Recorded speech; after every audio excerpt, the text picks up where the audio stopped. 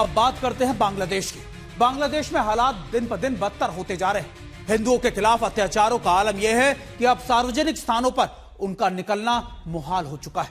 हफ्ते भर में 2 हिंदुओं की हत्या हो चुकी है, जबकि कईयों के घर जल चुके हैं।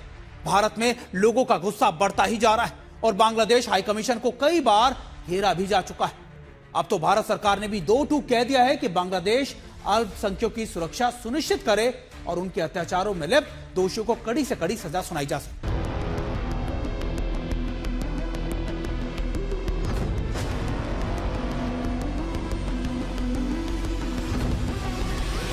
बांग्लादेश में अब कट्टरपंथियों का राज ही नजर आ रहा है। यूनुस सरकार लगता है भीड़ तंत्र के सामने अपने हथियार डाल चुकी है। बांग्लादेश में 7 दिनों में ही 2 हिंदू युवकों की बेरहमी से हत्या की गई। जहां 18 दिसंबर को मेमनसिंह जिले में दीपू चंद्र दास को जिंदा जला दिया गया और ईश निंदा के आरोप में भीड़ ने बेरहमी से मार डाला। वहीं मेमनसिंह से करीब 250 किलोमीटर दूर राजबाड़ी जिले में एक और हिंदू युवक अमृत मंडल को पीट कर मार डाला और आरोप लगा दिया कि वो जबरन वसूली करता था। कट्टरपंथी भीड़ ने दीपू चंद्र की हत्या करने से पहले उसको एक पेड़ से लटकाकर बुरी तरह पीटा था, जिसके बाद उसे आग के हवाले कर दिया गया। कट्टरपंथियों की जमात यही नहीं रुक रही है। बांग्लादेश के चटगांव में हिंदू परिवारों का जीना मुश्किल हो गया है। वहां हिंदू परिवारों के घरों में आग लगा दी गई। कट्टरपंथियों ने आग लगाने से पहले घरों के दरवाजे तक बंद कर दिए थे ताकि वो घर से बाहर ना निकल पाएं।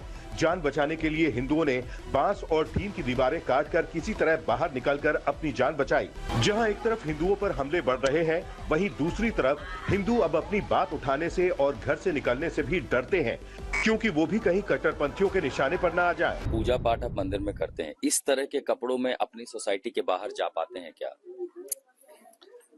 बांग्लादेश का हिंदू समाज का खूब ज्यादा अच्छा नहीं। बांग्लादेश का हिंदू डर के चलना है। बांग्लादेश के हिंदू जो चल रहा है सो जगह में खूब डर है। हम आपके जो समाज की लड़कियां हैं, हिंदू यहाँ पर महिलाएं हैं जो बाहर जाती हैं, उनको लेके अब फिक्र पहले ज्यादा होती थी, अब ज्यादा होती है? पहले भी थी, अभी और ज्यादा है, क्योंकि हम लोग थोड़े आगे के अगर घटना देखें तो हमारे जो सनातन संप्रदाय का जो महिला या फिर जो हमारी बहन है, उन लोगों को अपहरण किया जा रहा है, धर्षण किया जा रहा है। दिल्ली का, बांग्लादेश का हाई कमीशन हो या कोलकाता का, हर जगह बांग्लादेश के खिलाफ गुस्सा और विरोध प्रदर्शन जारी है। इस आक्रोश के बीच भारतीय विदेश मंत्रालय ने हिंदू युवकों की हत्या की निंदा करते हुए सख्त बयान दिया है। विदेश मंत्रालय के प्रवक्ता रणधीर जायसवाल ने कहा, हिंदू युवक की हत्या को नजरअंदाज नहीं किया जा सकता। दीपू चंद्र की हत्या की निंदा करते हैं और जल्द से जल्द अपराधियों को सजा मिलनी चाहिए। अमृत मंडल की हत्या को लेकर बांग्लादेश के झूठे नैरेटिव की आलोचना करते हैं। अंतरिम सरकार के कार्यकाल के दौरान अल्पसंख्यकों के खिलाफ हिंसा की 2900 से अधिक घटनाएं दर्ज हुई हैं। तो साफ है कि बांग्लादेश में हिंदुओं पर हो रहे अत्याचार को लेकर दुनिया भर में यूनुस सरकार घिर गई है। अब देखना होगा कि बांग्लादेश में कट्टरपंथियों पर कब लगाम लगेगी। आज तक ब्यूरो। फरीदपुर में मशहूर रॉक सिंगर जेम्स ऑफ नागरबाउल के कॉन्सर्ट पर कट्टरपंथियों ने हमला किया है। स्टेज पर पथराव किया गया और मारपीट भी की गई, जिसमें कई छात्र घायल भी बताए जा रहे हैं। आखिरकार प्रशासन को कंसर्ट कराने का रद्द करना ही पड़ा और गनीमत यह रही कि जेम्स बाल बच गए। हम आपको बता दें कि लगातार न सिर्फ वहां पर हिंदू युवकों को बल्कि वहां पर हो रहे प्रोग्रामों को भी, संगीत के प्रोग्रामों को भी टारगेट किया जा रहा है। तस्वीरें हम आपको दिखा रहे हैं कि कैसे कट्टरपंथियों ने एक कॉन्सर्ट को इसी तरीके से अटैक भी किया और सिंगर को यानी जेम्स को इस पूरी घटना में बाल बचे। हम आपको ये लगातार खबरें दिखा रहे हैं, लेकिन हम आपको बड़ी स्क्रीन पर लिए चलते हैं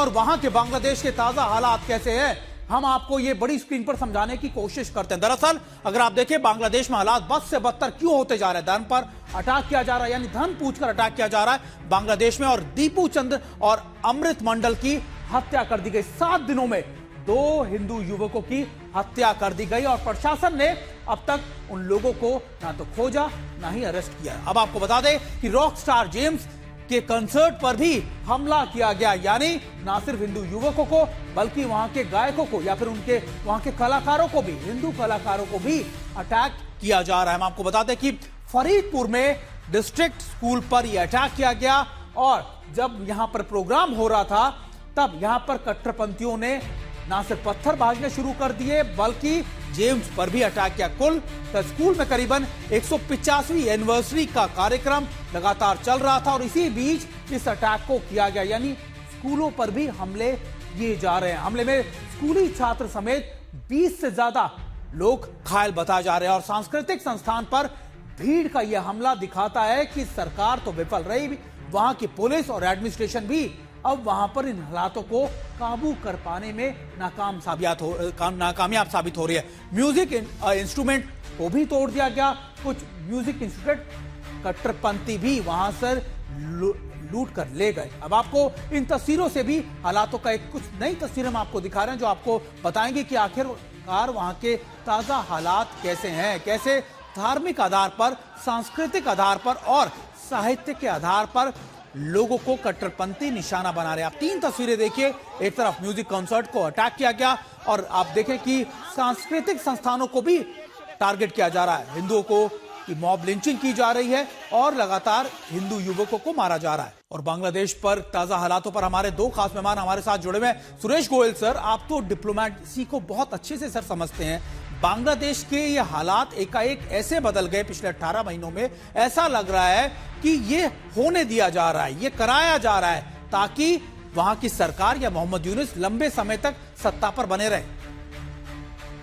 जी, हालात तो जहां तक मेरे को सुनने में आता है कि शेख हसीना के तख्ता पलटी से पहले भी ऐसी घटना छुटपुट वहां पर हुआ करती थी, लेकिन शेख हसीना ने उन सबको काफी rigidly with iron hand control किया हुआ था। ये शेख हसीना को जो गिराया गया, उनका तख्ता पलट हुआ और मोहम्मद यूनुस आए, उसके पीछे वजह बताई जाती है, आपने रिपोर्ट भी किया है कि जो मुसलमानी ताकतें हैं, जमायत इस्लामी, जो इस्लामिक जिहादिस्ट हैं और जिनके पीछे पाकिस्तान और ISI का भी हाथ है, वो सब मिलकर के एक ये जिहादी हालात वहां पर पैदा कर रहे हैं, जिन जिहादी हालात में जो बांग्लादेश की एक्चुअली जो संस्कृति है वो पूरी खत्म होती जा रही है, वो कमजोर पड़ती जा रही है। बिल्कुल। तो जो मैं देख रहा हूँ उसमें खतरा खाली ये हिंदुओं का नहीं है, खतरा मैं देख रहा हूँ कि भारत के लिए भी खतरा पैदा होता जा रहा है, क्योंकि जो हिंदुओं को मारा जा रहा है वो खाली हिंदू नहीं है, उनको भारत से एसोसिएट करके वो मारा जा रहा है। बिल्कुल। और फिर जो एक कंसेप्ट पर हमला हुआ जेम्स के ऊपर, ये और भी ज्यादा बढ़ रहा है। तो हालात संगीन है और इनको अगर ठीक से हैंडल नहीं किया गया तो मुझे लगता है कि जो इलेक्शन होने हैं कहीं वो भी पोस्टपोन ना हो जाए और उससे ज्यादा खतरा और बढ़ जाएगा। जी बिल्कुल। हमारे साथ मेजर जनरल संजय सोई सर भी जुड़े हैं। संजय सोई सर, BNP का वहां लगातार मजबूत होना, क्या वहां पर कट्टरपंथियों पर लगाम लगा पाएंगे या फिर उसी तरीके से हम देखेंगे कि BNP को भी या तारिक को भी लगातार इन कट्टरपंथियों के सामने झुकना पड़ेगा, जिस तरीके से हम देख रहे हैं मोहम्मद यूनुस झुके पड़े हैं? ऐसा कि इस समय में तारिक रहमान जो है उन्होंने जो सबसे पहला बयान दिया ये अच्छा है देखा जाए तो, क्योंकि इस समय जो हालात है जमायत इस्लामी पूरी तरह से कट्टरवाद की तरफ बढ़ रहा है और तरह से बांग्लादेश को विनाश के रास्ते पे ले जा रहा है। और तारिक रहमान जो है 17 साल के बाद आए और आते उन्होंने देश की मिट्टी को उठाया और उन्होंने कहा कि बांग्लादेश फर्स्ट, मैं किसी कैंप में नहीं रहूंगा, मैं सभी माइनॉरिटी की रक्षा का भी उन्होंने बातचीत की। बातचीत तो की है कम से कम उसने, यहाँ पे तो कोई बातचीत करी नहीं रही। यहाँ तो अब देखिए कि उनकी सरकार, मोहम्मद यूनुस की सरकार बिल्कुल फेल हुई पड़ी है। उनके पुलिस के उससे ले जाते जो दीपू चंद्रा को जलाया गया, जिस प्रकार से वो पुलिस के वहां पे था वहां से लेके गए उसको, तो ये सब देखा जाए तो उसके हिसाब से कोई अच्छी बात है। भारत के साथ भी एक बड़ा चेंज आएगा इसके साथ, क्योंकि लेकिन मैं समझता हूँ शेख हसीना बेस्ट थी, जमायत इस्लामी सबसे खराब, एक तारिक रहमान BNP एक बीच का आ जाएगा। हमें जरूर बातचीत मेंटेन रखनी चाहिए। मैं चाहता हूँ कि ताकि बांग्लादेश वालों को ये ना लगे कि हम खाली एक पार्टी के साथ हैं, हम वहाँ के लोगों के साथ जुड़े। बिल्कुल, बहुत बहुत शुक्रिया सर, आप दोनों हमारे साथ अभी बने रहिएगा।